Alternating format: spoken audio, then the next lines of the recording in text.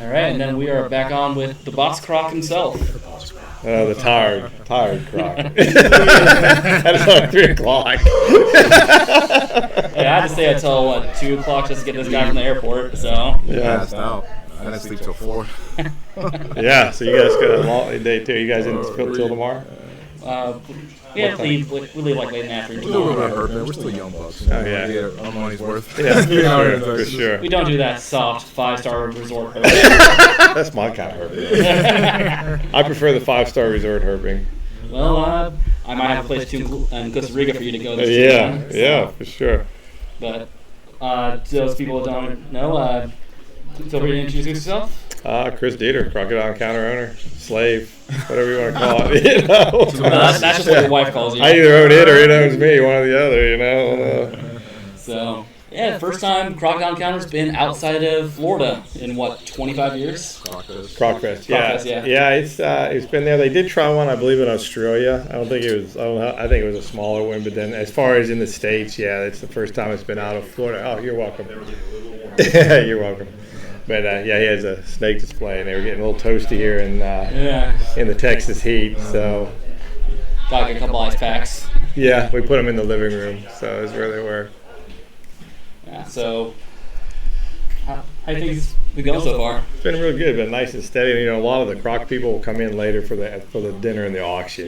So CrocFest is really 2 phases. You got the kind of general public phase where everybody comes in and sees the demonstrations and all that stuff. Then you have the party crowd. Kind of party crowd, core croc people, the ones that know how it works and they want to come in for the dinner and the actual auction part of it. You get the ooh and all crowd, and then later at night you get the all right, what we're buying. Yeah, exactly. So it's kind of how much am I forking over for a painting? Correct. And there are some good paintings at this one. I mean, I'm not gonna lie, there's some good artwork back there this year. Personally, I think the best item auction would be some mugs, but I did like the Smithson skull. Yeah, that's really cool too. But good luck in being able to try and afford that. Everyone's going to be. I'm a big fan of the artwork. You get to. Hold on 1 second. Somebody's asked me at the bar. You made a comment earlier about Johnson. You said it's too boring. Why? They're too small. Size. Yeah, I like the bigger ones. Yeah. That's funny because when I had Graham Webb on, he said that they were the thinking man's crocodile. So. Graham Webb is old, and he's Australian, and he's got a little slant to his opinion there for sure. Yeah. But they're a nice crocodile. Like all crocodiles are nice. The young ones are. But, maybe not to swim with. But. And they all get their personal fans and everything like that. But the freshie to me has just always been kind of. I don't know. Never been something I've really been all that interested in. Like a Great Value brand. No. Great Value brand something. There are people who really like them, and they have a place, man. I mean, and if I had kept one, I guess one of the few we haven't kept, and I might change an opinion if I would keep them. And I think, I really like these guys, but. For the most part, I don't have a lot of desire to add them to the group. What you like? Yeah. What about message stops? We've had them. Yeah, we had them for a long time, and we went off of them, and because we want to go to where Temistama, and all the way, huh? Yeah, so I support it wholeheartedly. I love them. Yeah, it's kind of a deal, but I liked them. And ours were kind of a little bit shy. I mean, they eat off the tongs and everything, but they're kind of retiring, and there's nothing wrong with them. They're just another small. Small and shy. Yeah. Two traits you don't really want. No. I don't want anything small and shy, so I'm going to move my Orinoco's out. Well, that one, honestly, there's reasons for that, too. Space, but... Yeah, that was primarily space, because when we first got into Orinoco's 15 years ago, we were one of the few places that had them, and then we ended up getting 14 of them. And then as time has gone by, more and more places, because they kept breeding them, and so more and more places have them, and there really was no real need for us to keep a big group anymore whenever then Temistama was kind of doing what the Orinoco's did 15 years ago, to where they needed a place to have them, and so... to have them and grow that captive Yeah, exactly. And so it just makes more sense to go ahead and have those now than it would, the Orinoco group, which is pretty well represented now, so...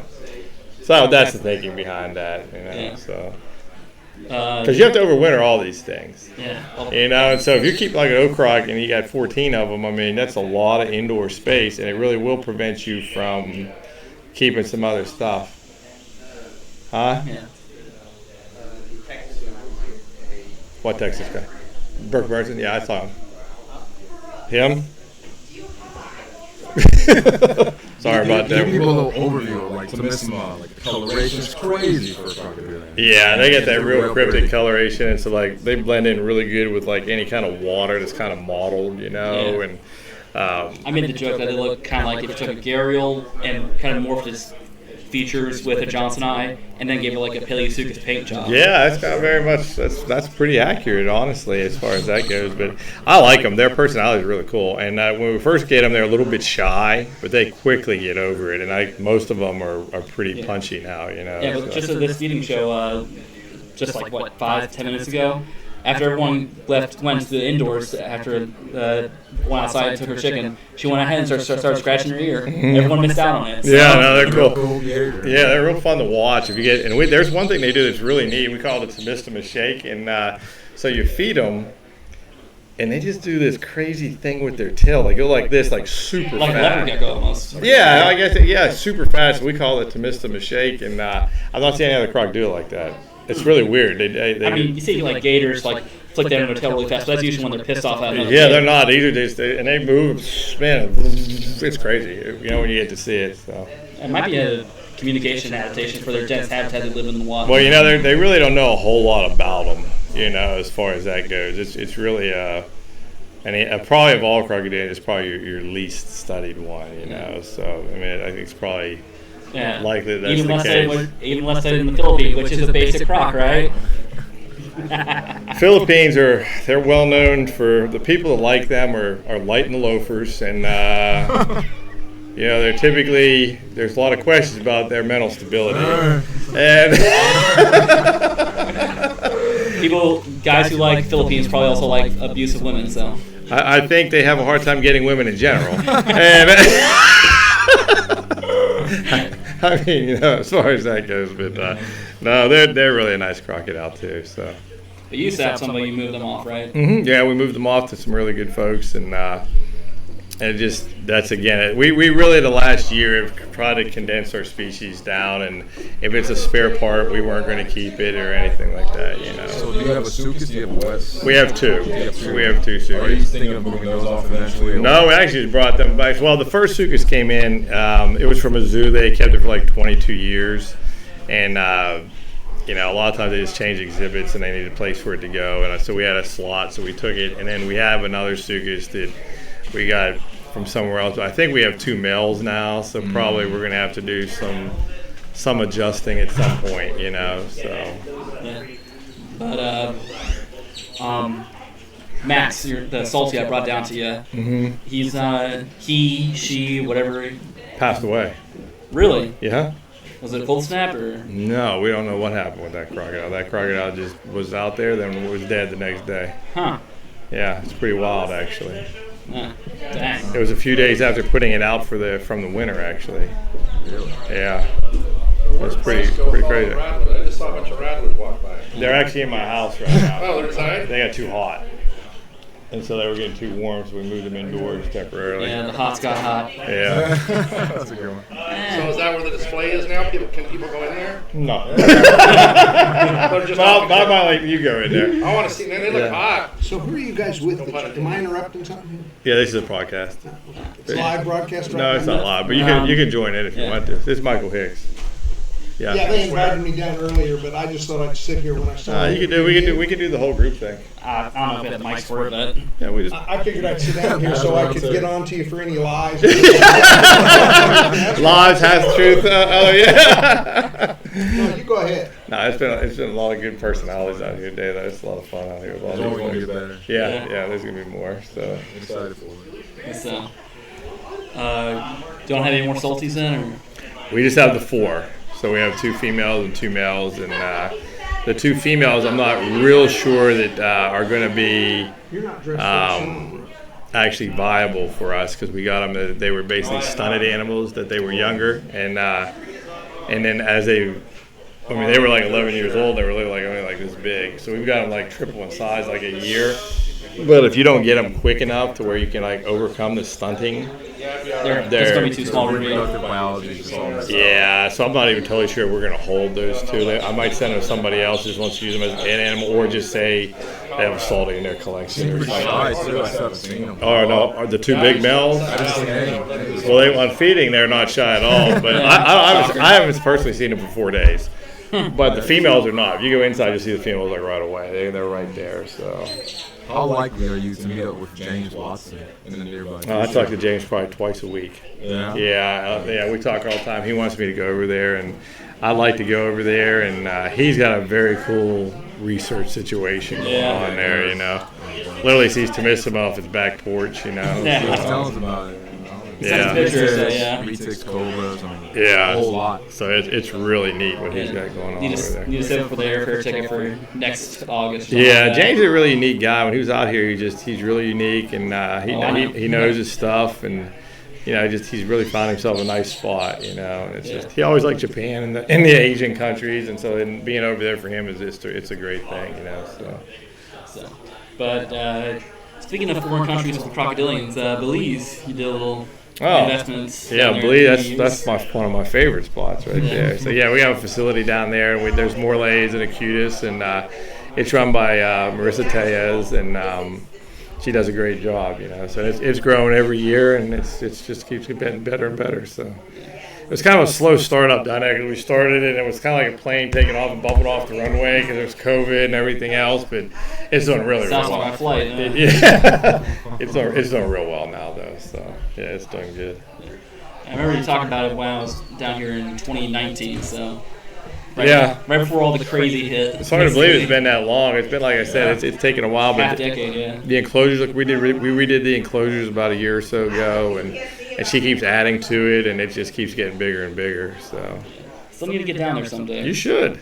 Yeah. You guys want to do herping? You're herping up here in Texas. You need to hop down to Belize and do some herping. I mean, I did go to Costa Rica, so. Yeah, but Belize is close. Belize is a 2-hour plane ride, man. We were in Colombia. Yeah, that's We'd good. like to go back to Colombia. We did see wild smooth fronts down there. That's so. very cool right there. Spectacles. Foxes? Yeah, some guy brought foxes into our house. Why is there foxes in our house? Hold on a second. Why are there foxes in our house? The Ben guy. Oh, that Ben guy from the Earth? Oh, why does he bring foxes to our house? They stink? No, actually, they don't stink. Are you getting some fox pelts? I mean, that'd be nice to get. Foxes stink bad. That's no, they actually don't stink. I was sitting in there. Is he just I met him. cool? Oh, But do you care about foxes? apparently they're in the house now. I was Every leaving time he in the house. laughs like that, he's told you another lie. Hold on, that's his tail. That's his That's his tail. Now I know how to win against him in poker. Here's what happens when you have a place like this, though. People come and tell you like the craziest stuff, and you just like take it for normal. Like, hey, they put foxes in the house. Oh, perfectly normal day, you know? Yeah, there's foxes in the house. That's what we saw. That's cool right there. Should we tell them the spectacle came in the story? It may be off air. But, Very off air. yeah. Is it colorful? We also did see wild capybara down there as well on the Yeah, road. It was so. huge. It was huge. That's very cool right there. Maybe he's in Johnson. Yeah. Apparently, we'll probably put those in my house too. Everything else, put capybara in my I mean, house. when I was there, What am I looking at there? Spectacle. Spectacle. Yeah. which the ones that around there had this really nice gold color to them. They're So. very pretty. Very pretty. Cayman. But Very cool. shoot. What you got? Oh yeah, apparently there's foxes and elephants and everything else. Lions, tigers, bears, oh my. Yeah, no, that's really no problem. Oh, I'll tell you what, it's a scene. There's a turtle shipment in there right now. There's snakes in there right now. Yeah. Foxes are in there right now, and I don't know what he's about to put in there right now. So I really don't know. Oh, I can't get them either. I like that you got box turtles. I mean, Box turtle, my first love. They're awesome. Yeah, they are. They And really then you got are. the rare Korea. Cool. Yeah, they're probably the ugliest box turtle in the They're world. ugly, but They're cool. They're pretty aquatic. And so we fill up their pond about 5 times a week, and they go in there, swim and hang out in the water. But they're super aggressive with each other, though. Yeah. Oh, they'll fight. I mean, they almost bite like snapping turtles when they go to Speaking each of other. alligator snapping turtles, we were just in there like an hour or so ago, and we saw the two of those albinos. One of them, Oh, those the are other on common. the neck. Those are common, Oh, they're yeah. common. One of them rat lashing the other's neck for a bit. Yeah, So, they're hierarchy. I love those albino snappers. yeah. That's a good looking animal. It is. Yeah, Yeah, really. you got plate of lizards. That's really cool. Yeah. Blue tongue skinks. Those are all great animals. Those are great pets too. Yeah, they are. Way better than a bearded dragon. For sure. Speaking of great pets that are better than bearded dragons, Komodo dragons. The best dragon. Yeah, that is for sure your best pet. I think everybody should have one. Yeah. Yeah. You know, ours, I'm not gonna lie, we were talking about this at lunch, and ours behave like a blackbird. I mean, there's not a whole lot of That's behavior. awesome. It's just such a friendly animal. It'll climb right up on you and sit on you and everything, you know. I only So, saw the one in there. It's, yeah, Batara Pass. So you're not keeping up with us. I don't talk to you enough. That's So what you never pick up when I call. Well, but Tara ended up with a, and they found this in a couple different ones in the group. It almost acts like Lou Gehrig's disease, to where he just started losing motor control. So like one day he went in and he couldn't like move. He actually started having a seizure. So we came and we found him on his back, and then he flipped right back over. Well, then he progressively started going on his back and not turning back over. And then he slowly just started losing muscle control. This took almost like a year. And finally got to the point we were basically just putting food back deep in his throat, because he couldn't use his jaws to manipulate it at all. At that point, it's just. And we had every possible test known to man done with him, from everything from machines to blood work and everything, and it's just It's the oldest saying, right? You deal with life, you deal with death. it stinks, man. That's why Cycle. I've really wanted to get another one since, because it kind of kicked me in the cells, you know. I was going to say You talk to him it's different than the one that Rob Carmichael had. He had back in the day. Shrimp. When he had issues with. They already knew though Yeah. beforehand. Yeah, this is a young animal, and like I said, we had two. We still have one, but it just was like, it just started progressively, and now they found in a couple other ones too. There's something in it's obviously Have they genetic. did like a genealogy trace then? They have it, but they did every other test. I mean, they tested for everything, man. Maybe do From West Nile virus to everything. Maybe do a quick genealogy test, see if it's inherited disease potentially. Yeah, But then that might just be a limb in the conservation program they have to snip. I can't think the bloodline is that good in Komodos. I mean, Yeah. you maybe know more than me, but I don't think it's that sweet. all going inside too. What else? Yeah, It's toasty down here in East Texas. yeah, particularly this time of day. Yeah. I mean, we're here in June. Yeah, it gets really. This right now, it's going to be really. It's getting nice though. Hey, how we doing? I was trying to read her shirt there. I saw a turtle on there. I was trying to It's see. the Turtle Day shirt. Oh, okay, very good. Yeah. The rest of the zoo people here? Yeah, they're floating around in here somewhere. So I think that most of them, are up on stage right now where we're at, or they're seeing the demonstrations that are going on and stuff. Yeah, you bet. Talk more about that when you meet. What kind of demonstration? Every 30 minutes, we're doing some kind of feeding demonstration, So I think they just did Temistama. Yeah. I think at 4 o'clock, I'm supposed to take people through the building. So there's some kind of list of. So we still got 20 minutes to harass you. Yeah, for sure. And Time is going by slow and fast at the same time today. I was blown away. It was already 3 something. So I was like, God dang, because we've been out here since like 7. Because there's actually a lot that goes into this. I mean, I'm glad we did it and everything like that, but I don't know if you'd want to do it every year. I really respect those, folks that do it, year after year like that. So. Well, that's probably why they move around to a different facility each year. Yeah, it's just a division of labor. I would certainly do it again. I just don't know that. Give yourself a couple of years break. Yeah, it's fun, but it's fun. And it's really nice to have it in Texas, because there's a lot of people here that would otherwise not go to one. Yeah. And it kind of gives you the opportunity to attend. And really these things just come down to gatherings of like-minded people. That's really what it is. And you're here with people that like crocs or reptiles in general, and it's just nice to kind of talk to the same kind of minds with other people. You meet people out in the rest of the world. It's like a potluck. Yeah, like yeah. a backyard. And that's really how it all started anyway. It was just exactly Yeah, that, So just a bunch of people got together, have a barbecue, and said, hey, this is pretty good. Let's raise a few $1,000s, and it just kind of grew. I honestly think CrocFest is probably if you took just an honest look at it, it is probably the single most successful wildlife conservation fundraising grassroots thing. I mean, they've raised $1 million, man, from a bunch of people in their backyard. I mean, And they've been consistent. and they're very consistent. I can't think of one right off the top of the head that is even in that category. And it literally goes directly to the researchers. There's no middleman. Like, so whatever we raise today will literally go from here to the researcher. It's crazy. Yeah. It's how successful it is and how clean it is, and No bureaucracy. no bureaucracy whatsoever. And it's been there a decade, and it's not had any. Real snafus. Nobody's putting their finger. There's no real. It's real good. That's what I'm saying. It's really, somebody should actually probably make a documentary about it, because it's pretty crazy. Just story. It's a legitimate story.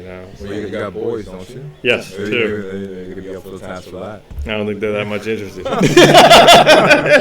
We see what it did to Dad. We don't want that. Yeah. Like, matter of fact, my son and I, we were just out there getting some stuff for the snack shack over there, and he's telling us did you put him inside?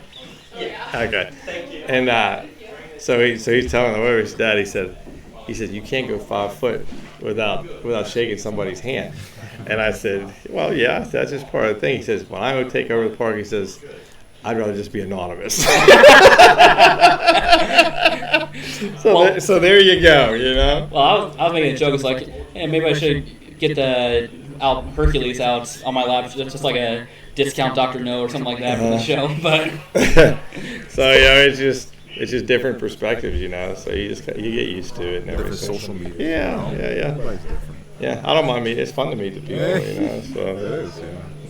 But there are times, like at the end of the day, you're going, I'm gonna go sit in my chair for 20 minutes and just, Just veg out a little bit. veg out here and do absolutely nothing, So, but yeah. I mean, you've earned it. Like, how long has this facility been running? I'm going to make you feel old. No. The facility itself open to the public. We're still. I always use it as a young facility, and we're still kind of, because we grow every year. But I think we're kind of starting to get, for the first time in the last year or two, where there's a little bit of maturity coming, because we're like right now. I don't think I want you're to. finally grown up. Well, I don't want to change the footprint. Like before, I was changing. We're going to change this here. We're going to change this here, and now I think we're fairly at a point where I think our footprint will stay similar for the next couple of years at least.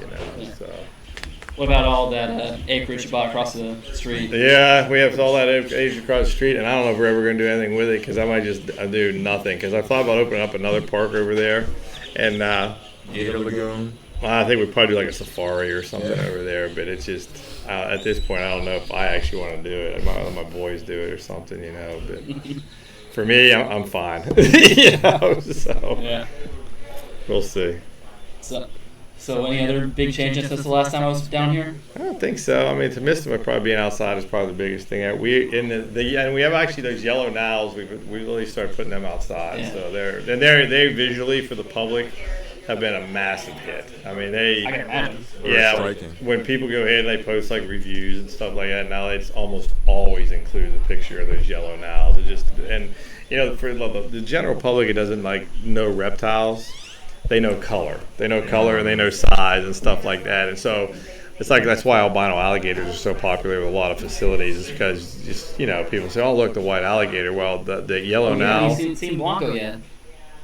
The bigger one? Yeah, he's on the other side of the No, park I've seen over the there. bigger one. I saw the smaller one. He's been hanging Still out. have the leucistic. Yeah, he's in the mud puddle over there. He likes to hang. He's covered himself enough. He drives me nuts. He's got this giant pool, and he goes over and sits in the mud puddle all the time. It drives me nuts. And They're crocs. It's like you build a perfect place for them. They're like, nah, I prefer this little mud pit I dug out. Dig out. So. Sometimes I envy that. I want to dig out sometimes. but we're bringing in another dozen yellow now, so and then that'll be it. I think that'll be enough to Cubans and I think make the group. But what we found with the yellow nowls, and Africa has confirmed this, is they're not very strong. They're actually Yeah, I did mention this to me. they're actually quite weak, and so what happens is so apparently something happens with the immune system whenever you get them to about and the nearest we can tell is when their hormones start shifting over from a young animal to a more mature sexually active animal. Something happens and it makes the No, I don't know. Something internally just happens with them, and because we've lost it, compromised. they get compromised, and Africa's seeing the same thing with them. But if you get past that point, then they seem to be pretty bulletproof again. So. It's just that initial transition period. Yeah, it's really weird, and it catches you off guard because you got an otherwise perfectly healthy animal there, and all of a sudden it starts and it's all shocking. It's not. There's no drop down in it at all. It's almost. They just find them rolled over one. Yeah, it's just basically how it works, and it's super weird how. Well, isn't that kind of the happens, case? A lot of times with crocs is that you don't really know something wrong until they're belly up. That's usually they're very stoic animals in that regard, and you would, but honestly, there's a lot of animals like it too. Antelope are the exact same way. You don't show signs you're going to drop dead and show a predator that you're the target out of all your friends, So just you don't want to be walking around with a giant sign saying "Eat me." Yeah, exactly, and so. I'm trying to read the shirts on these things. So that dude's a trip right there. You need to talk to him. No, I'm not joking. You really need to talk to him. try and get them I have on. one more question with the Sure. knives. So what, you have Malagasy, you have South African. Yeah, so what we have is we have East Africans, we have South Africans, and then we have what we call the Madagascar line. And so what we do, and none of them are recognized anymore. Back when we first started doing it, there was like some divisions in it. And but what's happened now is they basically said these are all the same, and it just at most it's a locale, but there's no subspecies there. But since we've always had our groups separated, we just continue to keep them separated. Although I will tell you that my resolve in this regard is actually weakening, and I'm starting to, just because I'm thinking it is long term, and we'll probably keep the Madagascar separated still, but I don't know that keeping East and South makes any sense to keep them separated. Yeah, there's probably a gene flow between those two populations. Well, there is, but the nice thing is though, like the ones we call East Africans, as we've isolated, are extremely yellow. They're extremely high yellow. Just they're not like the T positive yellows, but they're strong gold. Yeah, like as a matter of fact, we had some people out here the other day, and we had Ramses, which is the T positive, and he was there, but then there was another one right beside him, which is the very yellow animal, and the person said, well, that's very pretty in its own right, and that's what the East African line looks like, whereas the South African line tends to be a little darker and has a lot of white, so if you want, and so I think a lot of ways, and I've been thinking about, like, since the now groups, if we're not going to do, they could be lumped together, I'm actually just thinking about creating color-wise. We're going to go and create the high yellow group over here, keep the Madagascar group, while the white group over here. Yeah. And genetically and species-wise, they might be all the same, but we're going to have internal delineations on who is going to be with who. You're basically going to become the croc equivalent of a ball python breeder. It's kind of essentially. I don't mean to insult you too much. No, but that's A little insult, but that's how we'll be able to keep like our bloodline separated because we'll be able to know because right now we do it by our males. So like we have Atlas in his group, and then we have Ajax over here, and there's Caesar over here, and it allows you to keep track of who's the bloodlines wherever we're doing. But by color, it makes it a whole lot easier. Man, we're letting everybody in here today. I'm telling you right now, we are getting scary. We're getting scary. I'm telling you. They did frisk us, making sure it worked. And well, they should have. Great to see you. What's up, man? Great to see you. Glad you made it down. Well, I just heard about it like Wednesday. I was like, Whole bunch of Houston Zoo folks up on that stage. You may want. I don't know if you want to go with them or not, but I mean. Is that all right? Yeah, they're good. Let me finish this off. Yeah. An interview, that's gotta be weird. There's 2 podcasts going, so we might grab you up. But you had some questions about the original Ajax, right? Oh, yeah. What happened? He he was with me for many decades, and he was actually one of the originals. And we had that one winter where we had a snowstorm in the first part of December.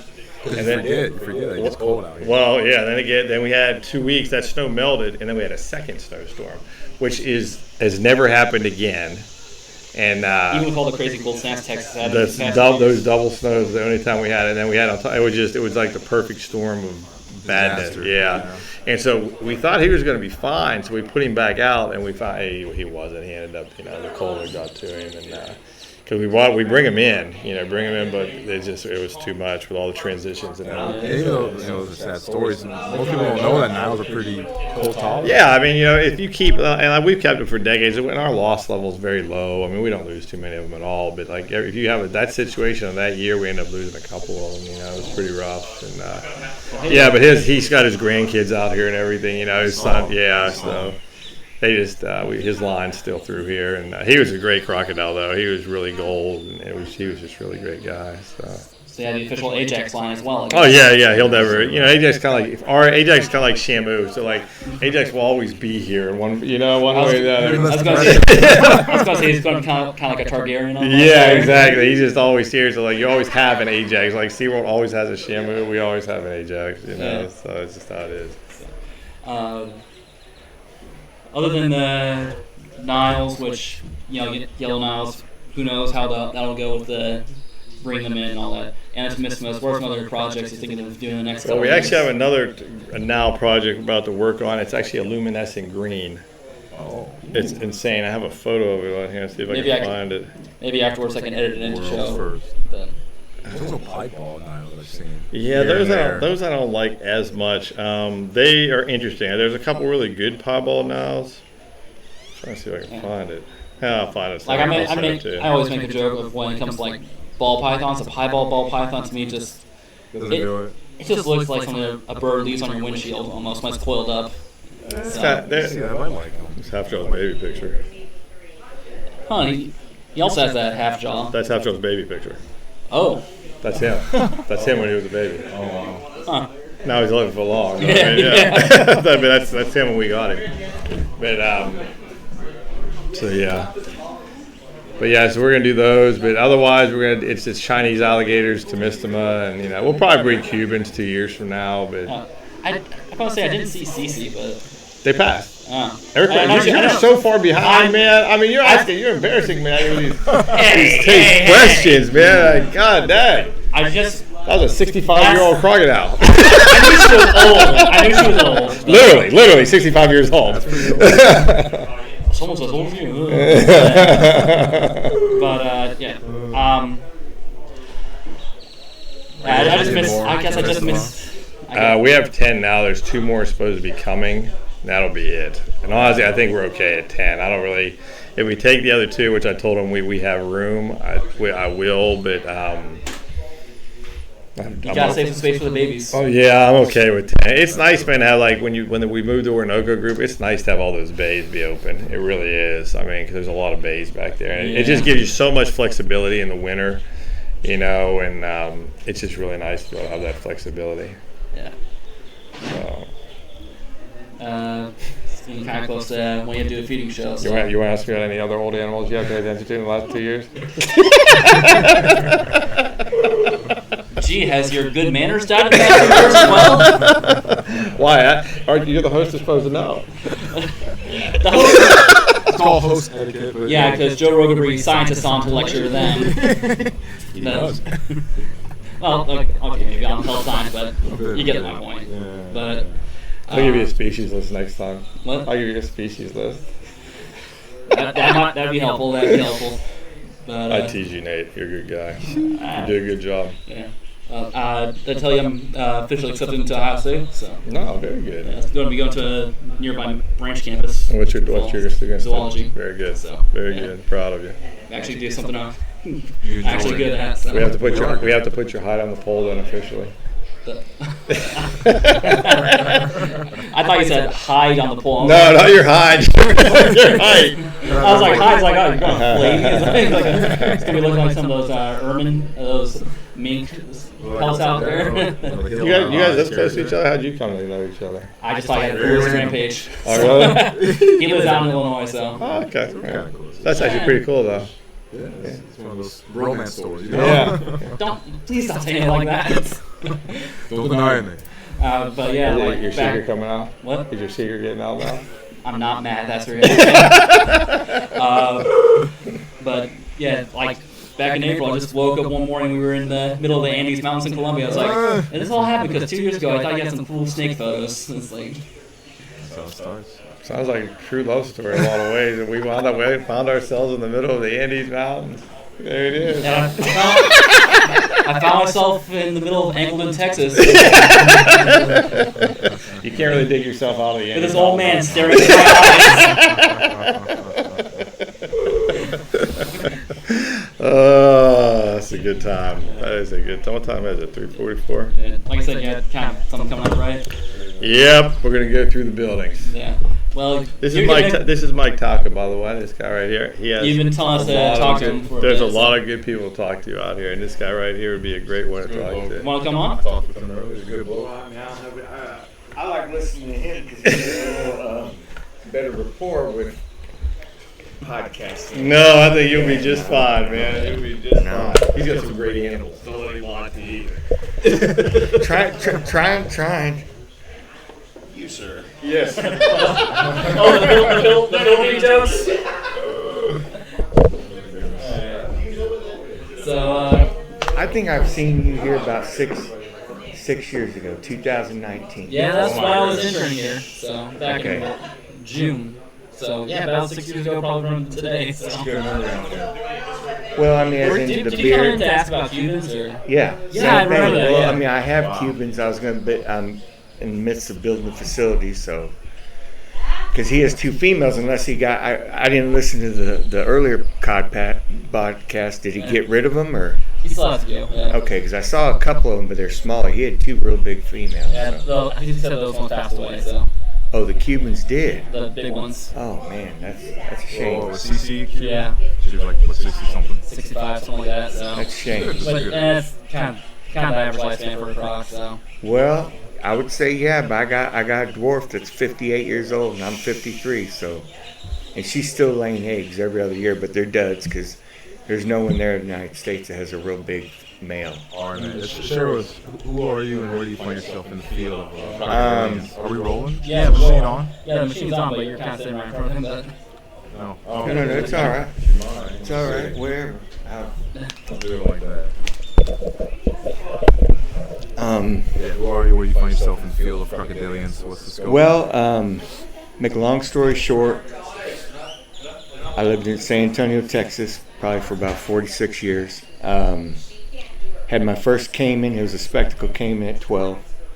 My mom, I didn't have a dad or wherever. They split up, never saw him, so I guess her thing was you can get into a hobby, and that was my first hobby. So I've always had crocodilians since 12. Mainly the ones you can buy at pet stores, which were back then spectacle caimans. I'd say in the late 90s, you could start getting dwarf caimans, smooth front caimans, you know. I always wanted main two species, which I have them now. Thank God for that. I had federal permits. Has been Osteolaemus tetrapus and then Crocodilius rompifer, which is Cuban and dwarf crocs. I've got those through permitting. My first one that I got, her name's Pamela. She's 58 years old. I got him through a gentleman, which he's deceased now, but his name was Mike Bishop, and he had got it from the Fort Worth stock, as in a baby from Fort Worth. So that's that's probably the last lineage of Fort Worth's stock of gene pool, as you would say.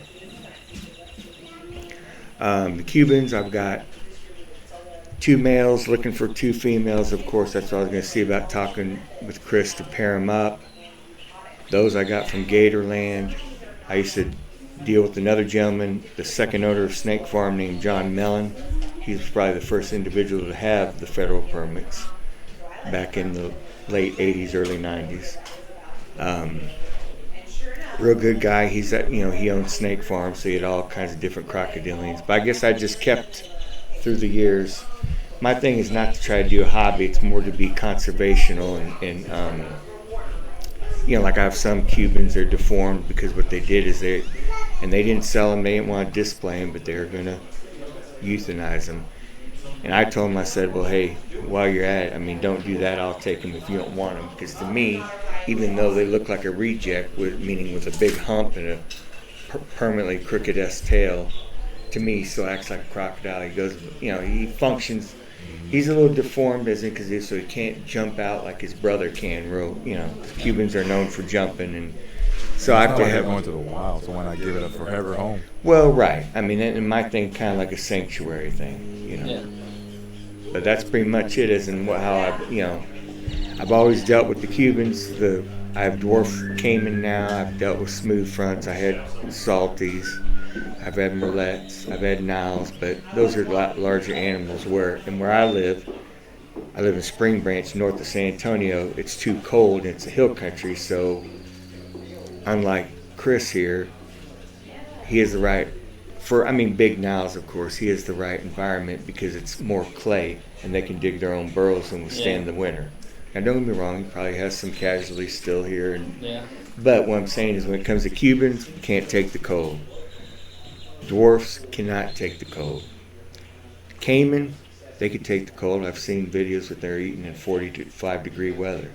Not saying I recommend that, but that's out in the wild and that's their purpose of that. But other than that, I mean, that's pretty much. So what questions you have? You mentioned you keep dwarf crocs. Right. Haven't really had a guy on to talk about dwarf crocs before, so what are those guys like in terms of captivity care?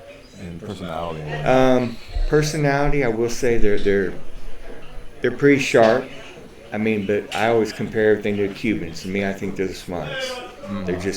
They hunt in packs. They're just more, but the dwarfs, they're good. I mean, you have to watch them because they can be sneaky, But they, like Pamela, I can call her by name and tell her to back off, and she will back off.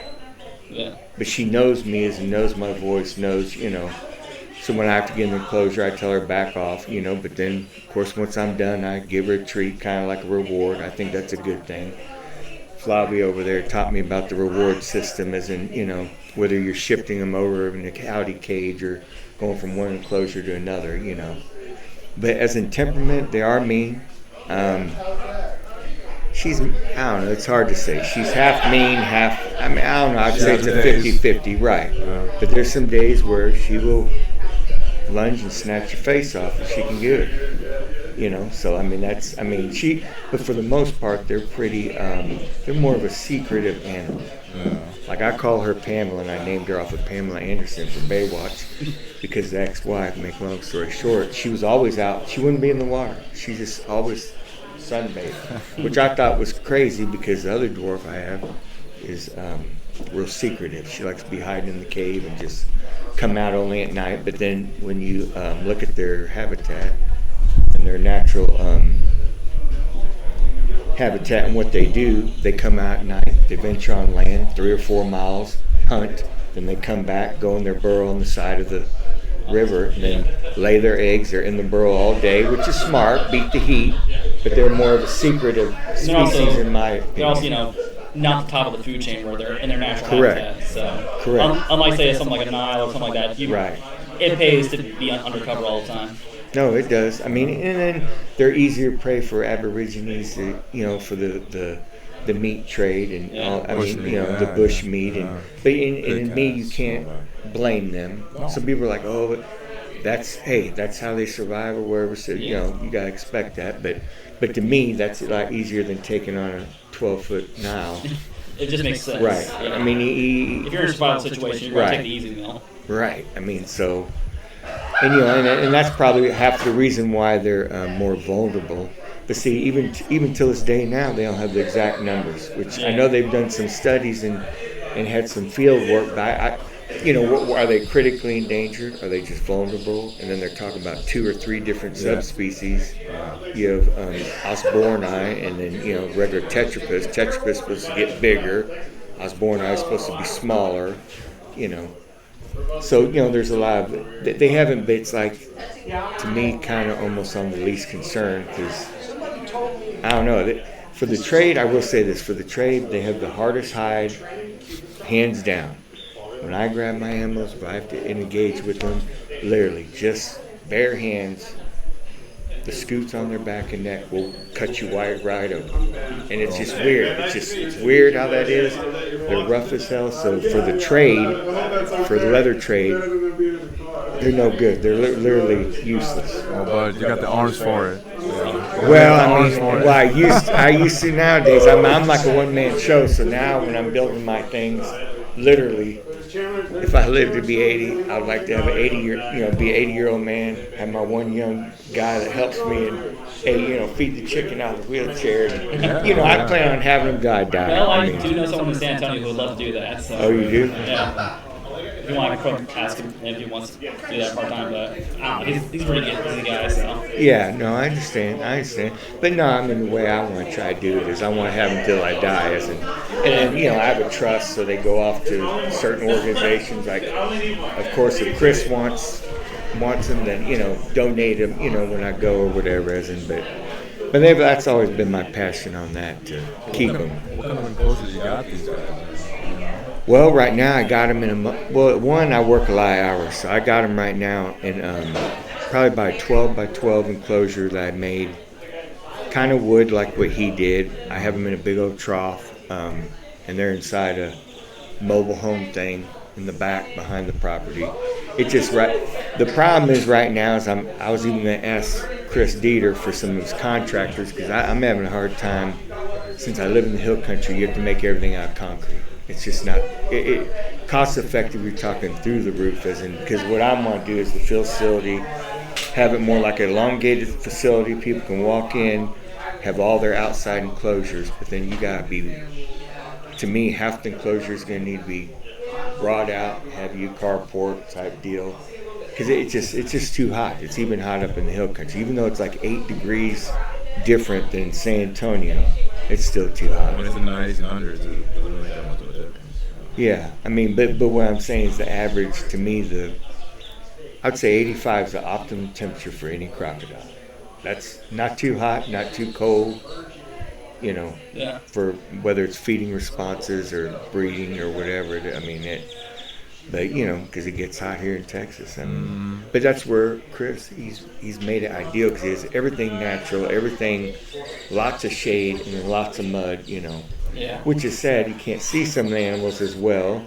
That's for their own good. Right. But I mean, it is for their own good, because they prefer that. I mean, and then they got little dens they can just dive into whenever they want to cool off and just relax. And then too, even out in the wild, the Niles, people seem to forget they have droughts in Africa, and how they survive is they lay in the mud all day long in that heat, and that's all they are, is laying. And that mud is that barrier to protect them from the heat, to keep them alive, even though they're drought and they're in pools where there's hardly any water. And then the rain season comes and they can get back, and but that's how that gets balanced out in Africa, at least. Well, it's funny you touched on the dwarf crocodile. They're pretty obscure, they're not talked about enough. We got to miss them all. That's like in that same category.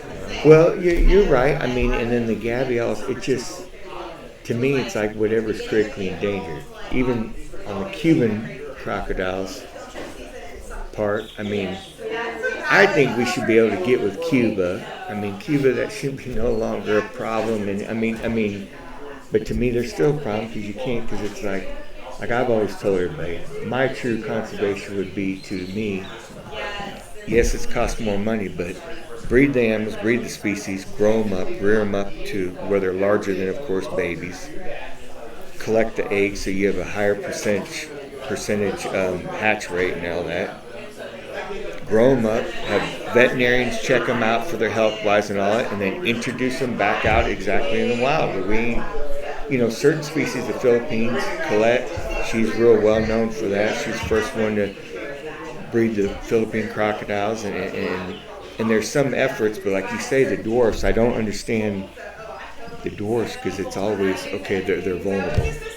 They're vulnerable, You know what I mean? Are they critically endangered? Are they just endangered? Are they vulnerable? Because vulnerable usually ups the scale of, okay, there's more than, Cubans are critically endangered. Because one, they hybridize with the Nile crocodile, hybridize with caimans, they hybridize with, naturally I'm saying, because they have hurricanes blowing animals over to this island and that island and back and forth, and that's how they, they're not notorious for to be seen at Cuba. Okay, I'm going to go from Cuba, I'm going to go to Puerto Rico, I'm going to head more south to Puerto Rico, and I'm going to be swimming in the ocean.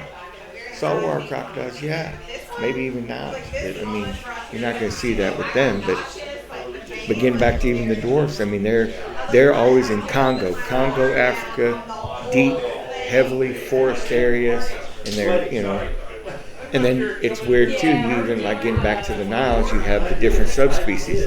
If they're on that island of Madagascar, they're like a lot smaller. They're like geared to be only 9-10 feet, where you have the main, and then of course Chris will know more about the Niles, because that's what he's always loved and specialized in, and, you know. So have you read Dwarf Croc? No. Yeah. And the only reason why is I need to find, like I said, Pamela, I mean a big male, like a 6-foot male, and that 6-foot male needs to be Billy badass to put Pamela in check, because she just, I mean, Pamela at the time, I had her one time at Snake Farm, and she killed a 7-foot Siamese croc, way bigger than her. In fact, I don't have proof of video, but the owner told me, he goes, Mike, we gotta move your animals to the back. I said, okay, well, why we gotta move the animals to the back? And he said, well, let me show you. Well, I go there, and they have a nice concrete enclosure cinder block, and they had everything from 6-foot Niles, 6-foot alligators, 6-foot Morlets, 4 or 5-foot regular common American alligators, all these different animals, some bigger, larger spectacled caiman. And that one animal, my one animal, Pamela, because she's always been solitary, and that's not good, she ran all the other animals out. And as soon as they'd stick their head, even wanted to go in the water, she'd bulldog them and bash them, and that was it. And she was smaller than almost all of them. So she just, I mean, so when it comes to that, dwarfs can be a Billy badass, I guess. Excuse my French. You know. They're a bit more than most other crocs, I guess. Yeah, I mean, they're more tendency to get on the fat side too. So that's why even like me, I kind of watch it. Well, yeah, and I kind of watch it, but I kind of make. A lot of people think I feed them too less, but mine aren't very. Mine are chunky, but they're not overly chunky, because when they get overly chunky, that you see them, they're lethargic. I mean, even if they're in the right and perfect environment, perfect food, they just, you know, they have a tendency to get fat. So to me, well, it's even like an aquarium of fish or whatever you have. I think you should keep them on the hungry side, on the lean side. Yeah, because out in the wild, they're opportunist feeder. I mean, they're apex predator, but they're opportunist feeder. Sometimes they can gorge themselves, sometimes they don't gorge themselves. Yeah. But then that's why they have fat in their tail. That's why they, you know, fat around their neck and different things. I'll share a YouTube short with you. But I think the Smithsonian Channel, they had like a documentary on dwarf crocs. You can't find it anywhere. But They got clips on YouTube, and they show them coming out at night, like you were alluding to. They're munching on millipedes and crabs and stuff like this. Yeah, but they're in a varied diet. Yeah, well, here's another thing too. What's ironic with them? To me, they are more a land-dwelling animal. They're more terrestrial than any other crocodile out there. Now, I will say the most adapted would be the Cubans, because if you look at their back feet, they have real short webbing, and they're more agile to be high walk. They can on land, you know. They're more adaptable on land, but behaviorally is the dwarf. Behaviorally they'll go 3 to 4 miles away from the water, just on land, venturing on land. When you're thinking, okay, just totally on land, but then of course they go back. They know whether they're looking at the moon or that they know the sequence of going back, and if they don't, where they go back in, and they even have the perfect den almost. I mean, alligators have good dens. Sometimes they're out in the open, but to me they're smart because it's in the riverbank, so you have to go up and over, underwater, go up and out, so no matter what the level won't get to wetting their eggs in the den, and the den will keep it where they don't have to have termites and all that. But I'm sure they still have predators, like I'm sure they have, whether it's otters or different other animals, snakes coming in and still get, because like rock pythons or something like correct that. Yeah, because they'll venture off and they'll eat the whole collection and some. Yeah. But you mentioned you also did work with dwarf Paleosuchus, the dwarf caimans. Yes. You ever breed those guys? No. That's another thing. That it's hard to get males and females. But I do know of a guy. Some of my stock is from New England, and they have bred them, New England reptiles. And they've bred them successfully. Real tame male. But then the male turned supposedly on the female last year, so he got rid of everything. I mean, like tore her arm off and he lost it. I don't know what the deal was. And that thing's been breeding every other year. And so I've got some captive bred, captive hatched females. Because females, they get about 3.5 feet. I mean, Yeah. and then my work with them is I did have one that was, I would say, dog tame. But I mean, when I went to Snake Farm, I'd put some of my animals going through divorce. You know how you have to place certain things because that's not your normal thing until you get situated again. But they killed her in a week's time, man. Because she was just by herself, solitaire. So another thing why I said by solitaire, it's not good to have them solitaire. You can't introduce them. You need to, and there's a slow process that you introduce them to. You usually put cages beside each other. They can smell each other. And they'll know I'm acting male and female, but you want to introduce them slowly and not just throw them in there and, okay, keep your fingers crossed. Okay, go. You don't want to turn into a gladiator pit. Correct. Correct. That opens up a lot of can of worms. Obviously, say if there wasn't permitting or legality and you had to decide between the two, dwarf caiman and crocs, which would be, I guess, a better... Well, I mean, for what? Someone just to own one, or... I'm saying acquire one, the dwarf caiman's easier. It's easier. And then it's smaller than the smooth front. And the trigonosis, to me, those are average. I mean, there's a good 6 foot male I know. Like San Antonio used to have one in San Antonio they always bred babies every year, and they can get big. But on average, like for the dwarf caiman, females get about 3.5, 4 feet top, and the male about 5 tops. So that's the smallest crocodilian to even deal with. And they're genetically dwarfed, so they're not like they're slower growing species. Some people power feed them, and then they kill them because they're just trying to feed them and get them as big as they can and quick. And I mean, there's certain species that grow like an alligator. I mean, I know alligator farms. It'll take them 2 years, but they can get them reared up to about 4.5, almost 5 feet. And they keep them in complete dark. They take care of them, I'm not saying, but they rear them up just to slaughter. But guess what? Most of those alligator farms, too, people think, oh, that's so bad. That isn't bad because they're not taking populations out from the wild. They're breeding them. They're captive breeding them. Yes, they're slaughtering for profit and hide and all that. They're not endangered. But we're the only country that even adhered to the Endangered Species Act, so that's why they're not endangered. Yeah. If you think about it, because now there's over 6 million across from Georgia, Florida, Mississippi, Alabama, Louisiana, and Texas. Texas has over probably 600,000 naturally. I mean, there's some, you can go to Choke Canyon, and I have friends that go fishing there, and that's only an hour and a half drive from San Antonio, and there's over 3,000 of them everywhere. Well, they're starting to peer into Tennessee. Oh, okay. Really? No, I could see that. So it'd be real interesting, like a couple decades or what, how's it going to be, the range extending north. Really? That's wild. Yeah. So you're from Tennessee or no? Oh, this is what I've heard. Oh, you've heard it, okay. No, I can see that. I mean, but here's the thing too, guys. The global warming, we won't get derailed on that. But to me, if you think about it, I think it's inevitable because every year we're getting closer to the sun when it's rotating, okay, and then boom, then it rotates. So it's inevitable on that. Yeah. You know, we are causing more damage, don't get me wrong, but I still think there's all kinds of other processes that if you were to really have a thing and have a YouTube channel and go, this is all what's causing it, you'd have so many people ready to come unglued. Yep. Come out your pitchforks. Yep, exactly. That's why I always have to take that. To me, the best thing to do environmentally is just conserve the wild places we have left and like clean up like plastic and chemical pollution. Yeah, no, you're absolutely right. Because you got things that in the ocean, whether it's the freaking sea turtles and, you know, you just netting. I mean, it's just.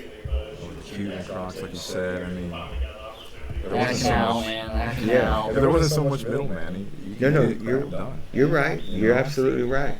You're absolutely right. But getting back to the species, the better species, I do think caiman. But to me, I'm a croc person because they're just meaner. They're just, I mean, me, what I would prefer if I had the two, I do definitely prefer the dwarf croc. They have bigger eyes. I think they're prettier. I think they're just, even though they're jet black and they're juveniles, they're a lot better.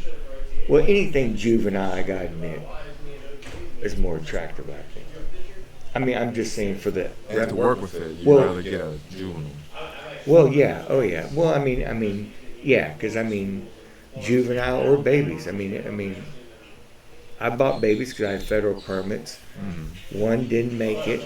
I mean, so babies are kind of delicate, in my opinion. You know, but when it comes to,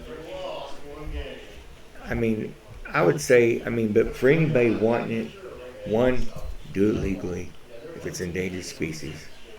And there's ways to do it. It's just no one wants to do that. You gotta do it right. You can't impulse. Well- Because crocodilians, you don't do this on impulse. Right. I mean, because I've had them for years, but let me tell you, I've spent lots of money. I mean, I spend every 6 months, I spend $3,000 to Rodent Pro to get rats, quails, chicks, guinea pigs, a variety of it. Then I'll go to the HEB, which is our store there. I'll go to HEB and I'll give them catfish nuggets and everything. Sometimes tilapia, but I think tilapia is a trash fish personally. But it's a vegetation fish, even in some of our lakes. So if you take tilapia out, they want to see a picture of you killing it to make sure it's dead and you're not repopulating somewhere else because they're invasive species. But what I'm getting at is getting back to the, you got to have resources to do it too. Yeah. I mean, to me, it's not just, okay, having the tank, back in the 70s, you have a little alligator in the tank. And, I mean, it's going to outgrow it.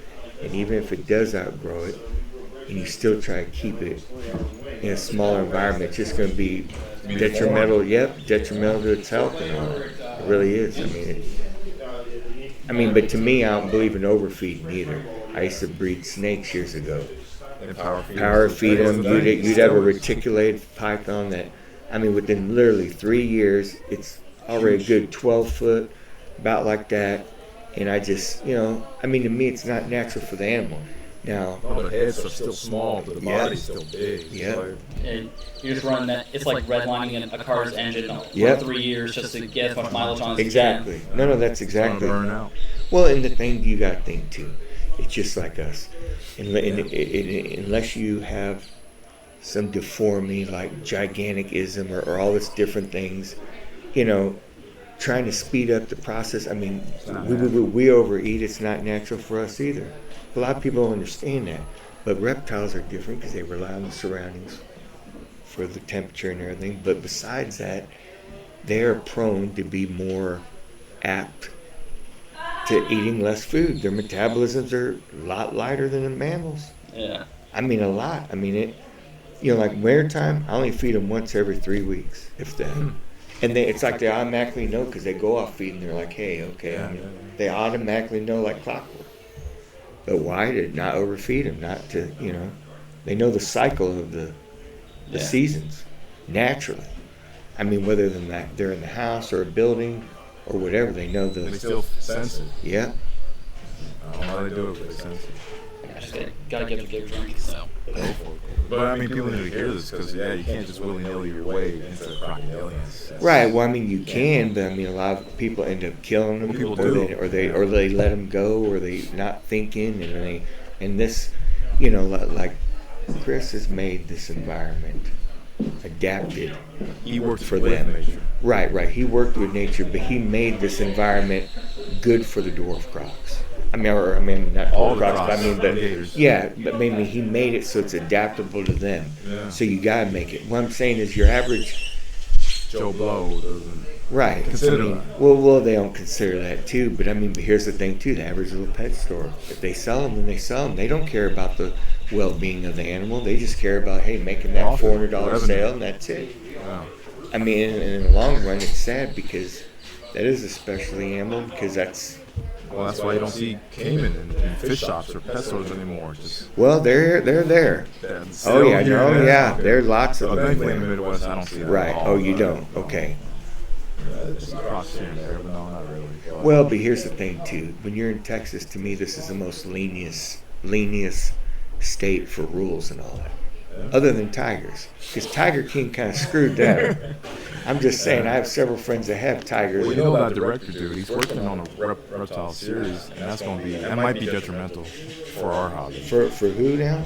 For our hobby. The director behind, Chimp Crazy and Tiger King, he's going to come out with a series on us herp guys. And, it's not going to paint a pretty picture for us. No. Even though, you yourself and we do it right, but there's characters out there. Right. So what animals do you have? I know, because that's what draws people's attention. Yeah, it on does. On the negative. So what animals do you own? Not much. I just have a snake and a lizard. What kind of lizard? The blue-tongue skink. Blue-tongue real skink? tractable, nice. No, what kind of snake? Just use a Chinese king rat. Okay. Kind of like our indigos. Yeah. Very similar. No, that's nice. And you? What do you own? Juby, rhino iguana. Nice. I just got a southern Maruki scrub python, so Nice. I don't know how long I'll have 10 fingers afterwards. But Well, I mean, they got attitude, but just remember, to me, a snake, a lot less. I wouldn't say painful, because I've had 18-foot reticulated python nail me and try to wrap around me, and it's like, that was just crazy. So it's pain. But it's not croc law. But right. That's. I've been bit by a croc, and luckily he let go, and I mean it was. But it made me think. Got a pair of gopher snakes and a couple of Iron Jack carpet pythons. Okay. So Nice. So you're into snakes more, as in. I'm more into crocodilians. It's just I live in Ohio, so Okay. to get legally wise. Yeah, but legally wise, I have a friend, a colleague that has dwarf crocodiles and Cubans. Is his name Paul Bonner? Yeah, I've had him on the podcast before, so he's up in Cleveland, yeah. Yeah, I mean, he has them in his basement and all that, so I would think legality, I wouldn't think there'd be much, because you can't, they're not going to thrive in that cold weather. And at the same time, it's just politicians passing rules to be politicians. Right. So they passed all that laws after that Zanesville incident happened back in 2012, something like that. Okay. So that was the other incident where the guy allegedly opened up all his cages and popped his head open. He had released a bunch of tigers and stuff. But, Oh man, that's horrible. but a buddy I know who I'll bring up later. He did mention that he heard at the time that the guy was like calling another place, going like, the animal rights activists are trying to kill me or something like that, like a few days before that. So he was a little bit nutty in the head, or It might have been nutty in the head, or it might have been crazy animal rights extremists trying to make a PR nightmare. But never know. right. Yeah, but that same friend of mine, he actually grew up as a missionary's kid in Ghana, in West Africa, and he mentioned that some people out there, they have dwarf crocs in their front yard and like the drainage canal, stuff like that. Wow. Just like almost like pets almost. Wow, that is So insane. again, it makes you wonder what's their status, Right. as populations. Well, right, because I mean that's the thing. I mean, but they've never. I gotta admit, I've gone to the crocodile specialist group meeting in 2014. It's been in a minute, and even that was brought up. I mean, I went there the whole week to study it. I went to school at St. Augustine for a week, paid for that, and so that's where I got a lot of my knowledge. There's a guy named Kent Valet, very knowledgeable. He was the first National Geographic guy to swim with regular alligators out in the wild, and I mean, very knowledgeable. All these people will stand behind him. He's very good. But yeah, they don't. I don't understand it. It's like they don't. And then the numbers, it just. But then maybe they don't. That's not a species that they're going to be concentrating on. Yeah. Right. So I mean, it's just like, well, okay. They don't quite grab the same headlines out to say Temistoma or like the big Right. crocs do. Well, and then too though, but like they're Chinese alligator, they're critically endangered. 100 to 200 I mean, and then the Cubans, there's a lot of different people that were breeding Cubans, but then some of them were hybrids, some of them were mixed with saltwaters or Niles, and I mean, so there's no pure genetic gene pool to grab from, and then even some of the ones in Cuba are not pure, and they only are on two little Zapata Zapata swamp, and Alabama or something like that. that's it, And even then, the bottom swamp just got opened up for American crocs to just cruise in wherever they want. Right. So I mean, and then if there's one thing an American croc will do is hybridize with anything that moves. Oh yeah. They're not picky. Yeah. They're not picky at all. No. They're not picky at all.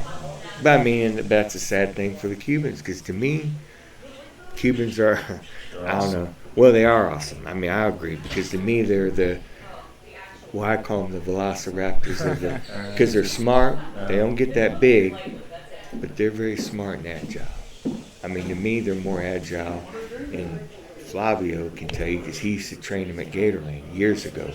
And he has video. I mean, he's real good at training. Like, training, hands down. I don't think there's anybody on the planet that can train more than him. He just, I mean, I almost bought Lucy, but that deal was a big female. And she was like 600 pounds, man. Big, massive. I mean, Cuban? Yeah. Oh, that's a big Cuban. Oh, yeah. And she was, I mean, heavily bodied. But beautiful animal, but somehow the deal didn't go through. And she went to the Gator Country in Texas near Beaumont, I know, and they killed her. No, they killed her. I know. They left her in the pool outside. I was like, you gotta be effing kidding me. Don't hold us against me, but I did intern there once. Oh, you This did? is before I came to Croc. No. It don't matter about doing. Here's the thing. Okay, talking about your intern, it's all about how you partake of it, how you grasp it, and what you get out of it. It ain't. I mean, to me, was that a wise thing? No, man. I mean, I was ready. I was ready. I mean, I love the animal, not for breeding purpose. She's just impressive animal, smart, huge. I mean, and it's just sad, but I mean, there's a lot of people that do that sometimes. I mean, I've got a lot of places, they leave their animals, it's a big animal that can handle the cold. No, it can't, man. You need to get your tail end out of there. And because why? That animal's relying on you to keep it alive in the sense. This isn't in this environment. Like, he makes environments for them here, which is great. Then he has winter houses, right? Yeah. Because of other species. You have to. I have winter houses. I mean, mine are inside right now because right now I don't have the time to build all their things. I'm trying to find contractors that can actually do what they need to do. Because some of these people say, yeah, I can make concrete pond, or I can make it, and then they can't. It's like they don't know the concept of designing and construction. Because where I'm at, you have to concrete everything in. Have to, gentlemen. Yeah. Gun night it with concrete like a pool, and you have to. That's the only way to do it. Because I'm in solid rock. So it's great but it's not great for holding water. Like, that's another thing too. You can use bentonite in other places, and the bentonite alone will make you a natural pool for years. It won't hurt the animals, whether it's turtle, birds, drinking, fish, whatever, you name it. It's ideal for them. Yeah. But no, that's neat about the snakes and everything. That's good that y'all have animals too. I mean, I always like meeting other people that have reptiles, and I've got turtles. I've got mata turtles, and I've got. Oh, cool. I used to have alligator snapping turtles. They changed the law of that, which mine died. I mean, he was probably 80 years old, about 90 pounds, but he now you can't have them because they're indigenous, of course, to Texas. But you could have them before if you had to mark them. Either you tattooed them, which I don't like tattooing, so I'd microchip them, mark them like this. But mine died. But when it came to that, so now I just have common snapping turtle, and then I have a hybrid. I have a half. And I'm not saying I like hybrids per se, as in it's interesting. It's going to be an interesting turtle, but it's half alligator snapping turtle and half Florida snapper. So hybrids they can't touch because it's It's not going to get done. right. Well, but the thing is this: to me, it'll be interesting which species of genes takes over. This thing looks more like an alligator snapping turtle, but it has just the features of a regular snapping turtle. Yeah. So it's kind of neat, isn't that? So legally wise, I can have that. We'll have say the skull and neck of a snapper and the shell of an alligator. Right. Well, it has half of the alligator shell and half of the common snapper, but it doesn't have the pink worm appendage. No. But it has the head like it, eyes like the snapper, the common snapper. It has the eyelashes, or whatever I call them, eyelashes, around the eyes like the alligator snapper turtle, but it has the eyes of the regular snapper. It's just different. I mean, he's got more scoots and more scaling on his front arms than even the common snapper or the alligator snapper when you look at two species different. Yeah. So it's interesting. So the shell's half and half. There's some hybrids out there. I forgot the gentleman's name in Florida. He's the one who, it wasn't intentional, but then it happened, and he's the one who's bred all those. That's where they came from, that gene pool there. Because I think what happened is he had a hurricane down there, and it shoved animals and everywhere, and they're trying to look for him, and they're like, hey, what's going on? And then before you know it, that came, and then he's like, wait, this is crazy looking. And he could legally have them. He had the permits and everything to have regular alligator snapping turtles. But so it's just, that was interesting. But other than that, I mean. Yeah, hybrids have their place. Yeah, I mean, to me, I mean, why? I mean, as long as people are taking care of them, it is about resources. And I'm not selling them as something else. Because snake hybrids, a lot of times they can be a lot more sort of plastic, and they can look a lot more. Maybe subtle. Right. They can be subtle. Yeah. Well, and Almost like a carpenter or something like that. well, but One one of those ball python, those ball python, green tree python hybrids that actually do exist somehow. So. Oh, now see, I've never heard. That's the first I've heard on All that pythons one. will breed. They're kind of like chimneys and crocs of pythons. Oh, okay, I didn't know that. I mean, that's wild. I mean, It is pretty crazy. I used to have a hybrid, man-made, but I mean, me, I'm not against it. Man's coming out, but he's stuck with the same species like a blood python. They have golden eye and all these other. I mean, and some of them are really nice. I mean, nice color, nice. And I think that's okay for man to do. They're taking care of them. They've perfected them and all They're not going that. back to Indonesia, at least. Right, So, exactly. it doesn't hurt. Exactly. I can't seem to find the exact That's a picture of it. that's a carpenter. That's a carpenter, yeah. So that's pretty obvious. Oh, now, wow. Real pretty, but That is neat. I think there's like I love the mules, green right? because it reminds me, I don't know if it ain't it's more of a lighter color green than your anaconda, but that's Yeah. really nice. I mean, I see what I'm saying. I don't know. Everybody has a different opinion. You're like, you shouldn't be doing the species you're doing, and you're ruining it. And at the same time, to me, I don't know. I just, to me, that'd be the same as them saying, okay, hey, you can't get married to a black woman. You can't. No. You know what I'm saying. Sure. So to me, that, I mean, no. Scientifically, it's more like you can't marry a chimpanzee, but Right. But what I'm saying is, but if you think about human, snake, it's just, it's not like it was a snake and a turtle. You know what I'm saying? I mean, when you think about that aspect. But I mean, to each his own. That's the way I've come to realize in life about this life nowadays is to each his own. yeah.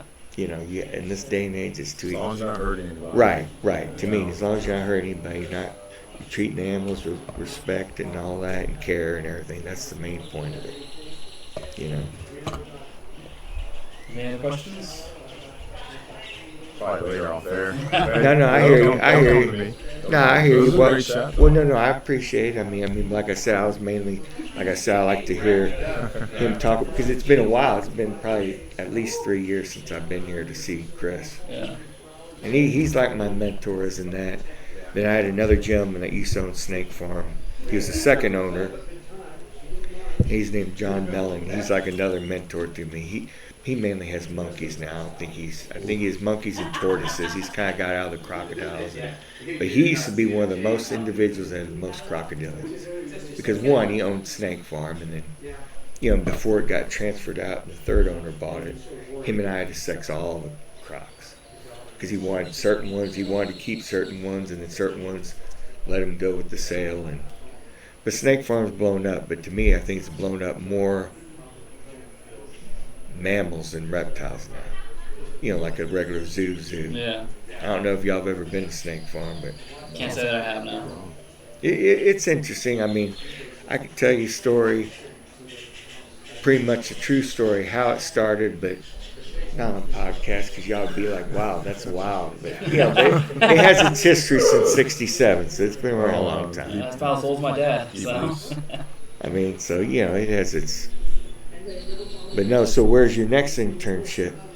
I'm currently working at a construction company, but I'm actually going back to college to finally finish my degree. So Okay, no. yeah, I'm going to Ohio State to get my zoology degree. Okay, so, no, that's good. That's good, man. I'm from Ohio, so that's where I'm No, at, no, yeah. stick with it. I mean, so what construction? What kind of construction? Because my Like custom home, custom barns, that sort of stuff. Oh, so. okay. So regular house construction. Yeah. Okay. Yeah, I just seen so many guys who work construction who are like, oh, I'll just do this for a year or two to figure out what I want to do, and then 20 years later it's like, I guess this is my life now. And it's like, Well, I don't want to end up like that. Well, so. some people. I mean, I was a heavy equipment mechanic. I'm a service manager now, but I was a heavy equipment mechanic, for years, and But guess what? No one seems to want to work, gentlemen. I don't know about this younger youth age, but so guess what? I'm the boss. I'm still going on service calls and working till 10 o'clock at night on a piece of equipment on the side of the road. So, but it is what it is. I mean, it pays good, so I can't complain. I'm just saying, but everybody has their profession. What's your regular profession? Right now, FedEx. Okay. Right now, FedEx is good. It's not terrible, but I do want to get into HVAC. I'm actually taking a certification course. Okay, no, that's good. That's good. HVAC is, in fact, I'm building a house, and man, I can't believe it. Small, 1,200 square foot house, 2 bedroom, 2 bath. So if someone came over, they can, have their own place. It's like one side of the house is theirs, one side of the house is mine. It's kind of small, but nothing crazy. But I've been building it myself. It's taken a while, but that HVAC stuff, man, it's crazy. For that little house, I got bids of $45,000 just to do the whole central unit, the venting. I'm just amazed. Yeah, no, it does. You're right. But I will say that's something that will never go away. So you're going to be in a good field. In zoology, I commend you on that. Used to be my before I got married young and everything else. We won't go into that because getting married young, you need to do your careers like you do. That was my ideal job to have as a zoologist. I was thinking more like university professor or something like that. So. No, well, that's even better because then I get the summers off to actually work on what I really want to do, start something similar to what Chris does here eventually. But yeah. Right? No. That's I will say the teaching thing will be more profitable than even a zoologist. A zoologist, I know one in San Antonio. But. And he works his job, but to me, he don't get paid nearly as much as he should, and he does that. It's not. That's a profession that you're dealing with animals. It's a lot easier to deal with the human than animals. The human can say, "Hey, man, I'm hurting right here. I don't know what it is," and to the doctor, and you can't get in the animal's head, whether it's a dog, cat, crocodile, tortoise, snake, you name it. You can't. And at the same time, it thinks you're trying to hurt it, so it tries to hurt you in return. Well, that too, but here's the thing, even being a veterinarian, there's more years, it's 13 years to be a veterinarian compared to 8 to be a doctor, because I know my daughter's going to be a doctor. She's already a physician working on her MD. So you know what I'm saying, when it comes to those things, it's just amazing. Okay, only 8 years, and you can work on a human being or do whatever, but yet 13 years, but why? The animal can't communicate to you and say, hey, this is exactly where I'm hurting right here and all that. Yeah. But I commend you on the zoology thing. That's a good thing. Well, it's great having you on. Thanks for coming on. I appreciate it. Thank you, gentlemen. Pleasure.